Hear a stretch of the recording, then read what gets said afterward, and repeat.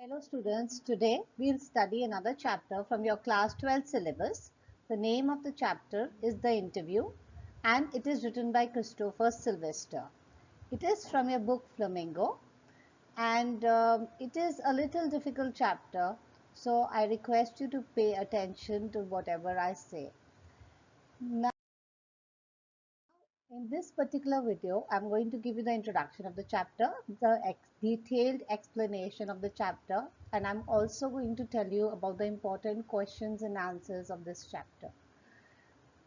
Now, firstly, the chapter, The Interview, written by Christopher Sylvester, it's an excerpt taken from his Penguin Book of Interviews. Now, he has written a book, Penguin Book of Interviews. It's a small excerpt from this chapter. In this particular chapter, he talks about, it is actually divided into two parts. In the first part, Christopher Sylvester talks about his opinions of celebrities regarding interview. According to them, they hate giving interviews, they despise giving interviews. For them, it is an intrusion into privacy. Every interview has two parts: a person who is taking the interview, who is known as the interviewer, and the person who is giving the interview, who is known as the interviewee. So according to him, according to the interviewers, it is the best form of journalism. It has been interviews. When this book was written, this chapter was written, it had been already 130 years since the interviews had been taken, and the interviewee do not like giving interviews. All the celebrities whom interviewees are those people from whom the interviewers take an interview, whose interview is taken. So they hate giving interviews because they believe it is like thumbprints on the windpipe. This question has come before. What is it? Why interviews are like thumbprints on the windpipe? Thumbprints of windpipe, like somebody is actually putting pressure on your windpipe as if this is gala ghotre is trying to kill you, because it's like a wound, a permanent wound on them, because it exposes them. But for the interviewers, the person who is taking the interview, it's the best form of journalism, because you come to know the first hand account of a person, how the person is actually. Now, otherwise, all these celebrities create a facade. We create an iconic figure of them. For us, they are stars. But once they give an interview, we'll come to know about various details, how the person is actually. So, in this book, he talks about various opinions of celebrities regarding an interview, its functions, the methods, and the merits. What are the advantages of taking an interview? And the second part of the story is about an interview which is taken of an Italian professor by the name of Umberto Eco. The interview was taken by a person by the name of Mukund Padmanabhan when an Italian professor, uh, Umberto Eco, had published a book by the name of the Rose, and it rose up to like a lot of people started acknowledging him. Initially, he was not a very known writer, although he had written 40 books, non-fiction books, on subjects like children essays. He was a professor who has written mainly on semiotics. Semiotics means sign language. Yet, although he has written 40 books, but nobody knew him. But suddenly he became a celebrity when he wrote this book, a fictional book by the name of the Rose. And close to 10 to 12 million copies were sold throughout the world. The second part of interview is about Umberto Eco. We come to know in detail about him. So let us go, and I'm going to tell you in detail as we move further. The interview, which is an inevitable part of journalism, was discovered 130 years ago. So it has been over 130 years ago since people have been taking interviews and giving interviews. Any person who is educated, everybody must have read some or the other's interview at one point or the other in their lives. because they are being published in the newspaper, in magazines, etc. So everybody must have read somebody's interview, obviously. Almost every celebrity has been interviewed more than once, obviously, and similar sort of questions must have been asked from different sort of interviewers. So they are used to giving interviews. Many people have conflicting views about the usage and advantages of an interview. Some people believe it is a right path to know complete truth and consider its practice to be an art, because if you've seen serials like Karan Johar's Coffee with Karan or whatever, you must have seen that it's an art. Like Oprah Winfrey, she became a celebrity just by taking interviews of celebrities. So it is actually an art to extract truth from somebody, making the person feel so comfortable that the person forgets that I am in front of the camera. So for them, it is like an art. For people, it's the highest form of journalism for interviewers. But from the interviewee's point of view, they hate giving interviews because they believe it is an unwanted intervention into their personal lives. Why do people want to know more in detail about us? Many famous personalities have a bad impression in their minds about interviews and hate giving interviews. B.S. Naipaul feels, he's a very famous writer, he feels that a bad interview has a tendency of leaving a person wounded for life. You एक घाव कर देता है on your body, and you are never able to come out of that wound. The creator of Alice in Wonderland, you must have read this book. It's a wonderful book for small children, young children, and it was written by Lewis Carroll. He never consented to be interviewed as he was too scared of the interviewer.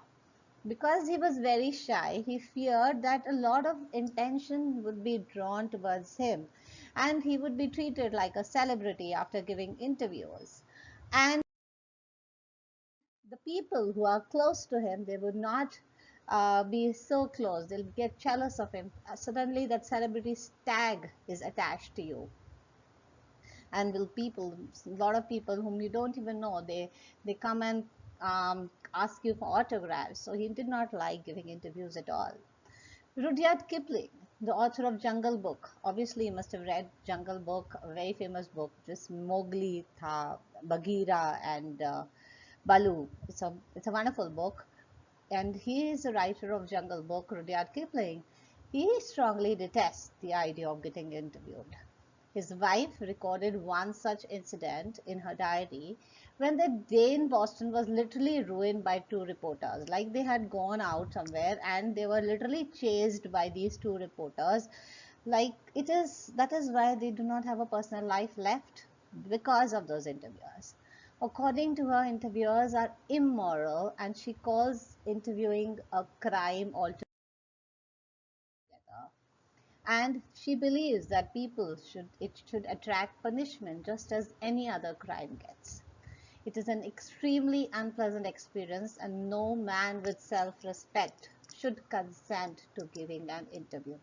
Now, although the interviewees, now this is the most ironic part, although the interviewees themselves hate giving interviews because it exposes them, but when Rudyard Kipling was asked to take an interview of Mark Twain, he also asked such questions from Mark Twain, that ruthless questions, because he felt empowered that I can ask anything right now.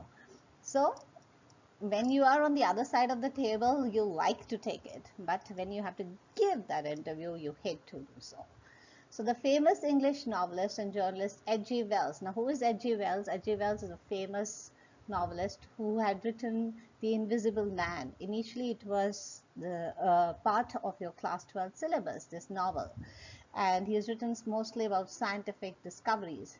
And H.G. Wells, said that an interview was an unpleasant experience. But 40 years later, when he had to himself interview the Russian revolutionary Joseph Stalin, he also was quite ruthless in asking those questions. You know who is Joseph Stalin, if you've read Russian Revolution in your class 9 syllabus, then you'll come to know Stalin was the person who started off with this whole idea of communism. I'll not get into detail of it, otherwise the video will get too big. Another writer, Saul Bellow, commented that an interview seemed to be like fingertips on the windpipe. That's what I was talking about, thumbprints on the windpipe. Somebody is actually trying to strangle you, trying to hurt you so that you die, which means that he felt choked and suffocated when he sat for one. Despite the drawbacks, an interview seems to fulfill its purpose of communicating with the audience. According to Dennis Bryan, an interview gives us the most clear impression of the people of our times because it's a first-hand experience. You are asking question, what does the person say at that point of time? So it's a first-hand experience. So the setup of one man, the interviewer asking questions from the other, the interviewee gives him the power and the influence. So obviously, the gist is that the interviewer likes to take the interviews because he can ask any amount of questions from the interview, but the interviewee who is being interviewed detests giving interviews. Now, the second part of the story is an interview of the Italian novelist named Umberto Eco. His interview is taken by another person called Mukund Padmanabhan. Now, as and when we proceed further, you'll start respecting this person, Umberto Eco, such an educated and intelligent man.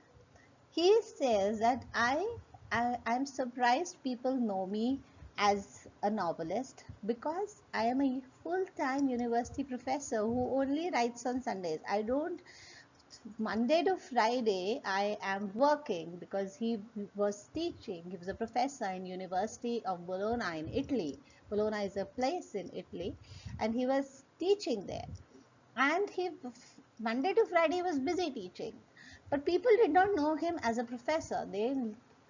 They recognized him for his one day of work, which he used to do, which was on Sunday, when he used to write, when he was free and he used to write novels.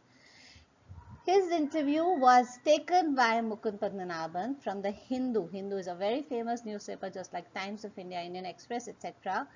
And Umberto Eco was a professor at the University of Bologna, Italy at that time. He was famous for his thoughts on semiotics. Sign language, you know what is sign language? When people cannot hear you, so you use different signs to convey what you are saying. So he has written a lot of books on semiotics. Later, he turned to writing fiction. He wrote on variety of literature. He has written fiction books, he has written academic texts, he has written essays, he has written books for children and articles for newspapers. He suddenly rose to fame in 1980 when his book titled The Name of the Rose became a bestseller. Now, a person by the name David Losch wondered how one person can be good at so many things. He's a full-time professor and he has written over 40 novels on so many subjects. And at the same time, how does somebody get so much time to write so much? So Umberto replied to this that he had specific philosophical interests. Now, you being young should understand. He says that I work in interstices called empty spaces. You know, everybody in this world has a limited amount of time. We have 24 hours. So, it is up to us how you utilize the time. So he says that he has given a very good example here. He says, like, suppose somebody is coming to me to take my interview and I am staying on the second floor. Now, if the person has entered the gate, the time the person takes from coming from ground floor to the second floor, either I wait for that person or I utilize the time in thinking of an article. So basically, I don't waste my time at all. See, now it is up to us how we utilize our time. He says, talking about his books for children, he says that he has written many books on non-violence, on peace, which are again based on ethics.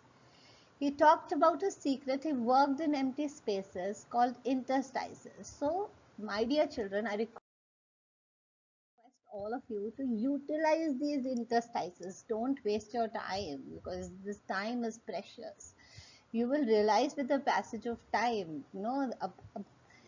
the difference between 99.9% and the 100%, if you take it and to multiply it, it comes to be a mammoth amount. So please, please, please, it is just those extra efforts that you make which make a lot of difference. So according to him, these empty spaces are very crucial. If you remove those empty pieces from the atoms of the universe, the entire universe would be as compact, just like a fist. Fist मतलब एक मुक्का की तरह हो जाएगा. So if you're expecting someone over, that if someone was coming to his house and guest took the elevator from reaching the ground floor to his flat on the third floor, as Umberto waited for the guest, he that time was an interstice, an empty space. And he used that interstice, that time to think of an idea of an article. That is how he worked in such empty spaces of time, which many people waste by sitting idle and waiting. In short, he means to say that we all have equal amount of time, but most people tend to waste it in useless tasks. But he considered time as precious and doesn't waste it at all. Mention that what he did was undoubtedly unique. His scholarly articles had a certain playful and personal touch, while generally other writers' style lacked personal touch, and so was dry and boring. Umberto narrated his story from his time in Italy, where a professor told that his thesis was way different from others. What's a thesis? Like suppose you are pursuing arts, you are studying history, or you are studying maths, or you are studying geography, or you are studying, say, chemistry, and you're very good at it, and you do PhD in it, so you get that doctor's tag to it. For before getting that, doing that PhD, you have to submit your thesis to people. Now, if you actually read those theses, you'll find them totally boring because you'll literally sleep after reading 10 pages. But he, since he had the narrative styles, he used to add those personal experiences to that thesis, making it very, very interesting.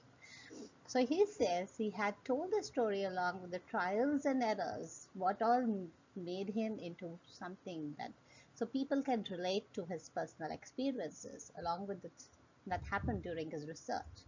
Others, on the other hand, made false assumptions, corrected them, and put conclusions. This was the reason why the professor even published his thesis as a book, and that is why his essays were quite interesting because they had a narrative tone, they had a personal touch to it.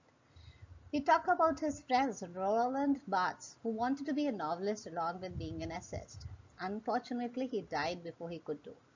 So Umberto did not want to live a life full of regret. कि मर जाओ और realize करो that I could have done much more. So that is why he started writing fiction stories. Fiction stories means stories in which you have those stories which are interesting. For example, the Jungle Book and all these are all fictional stories where you love to read.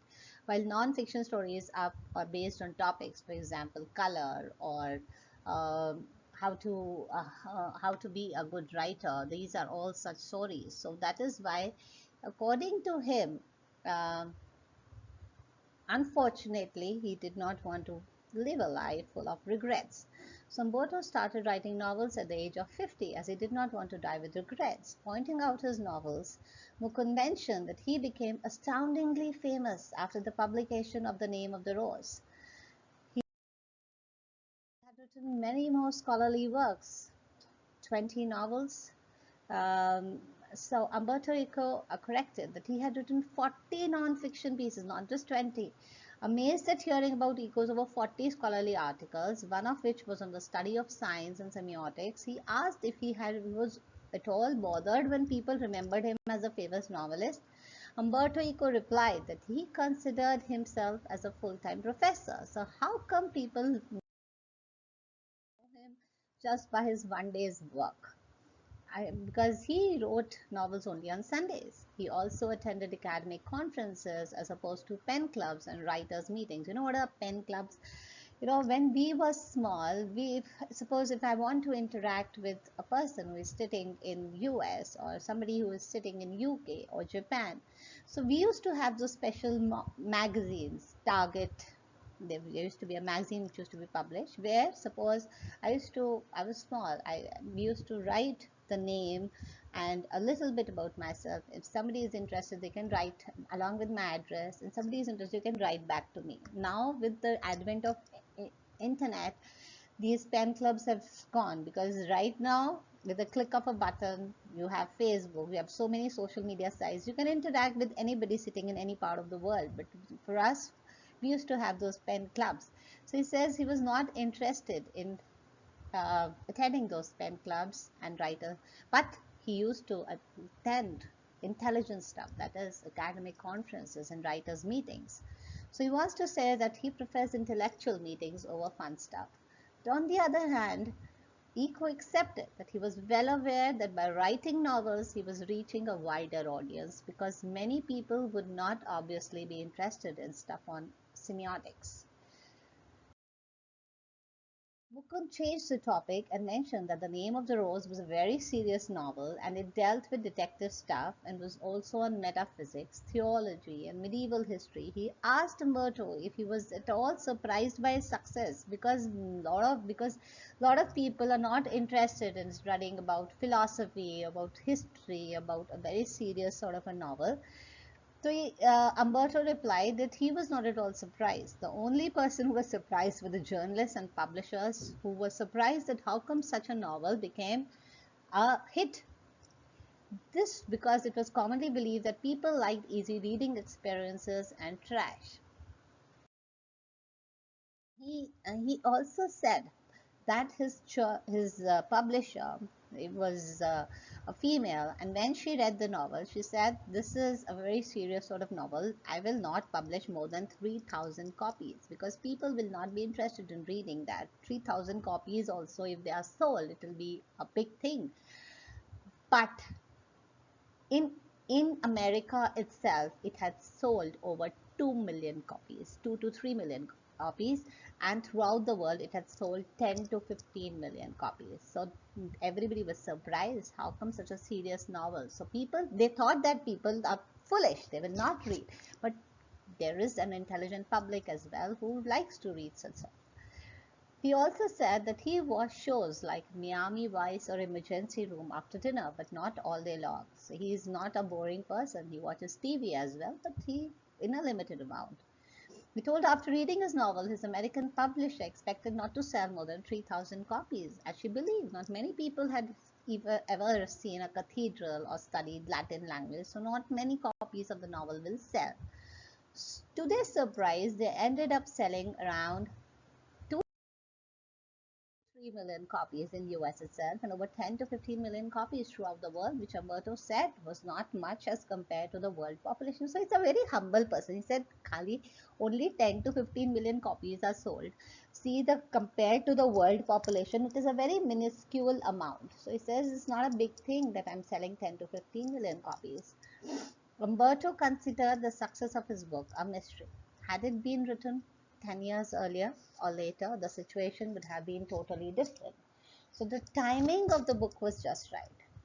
If had it been published 10 years earlier, probably it would not have been such a hit, or probably 10 years later again.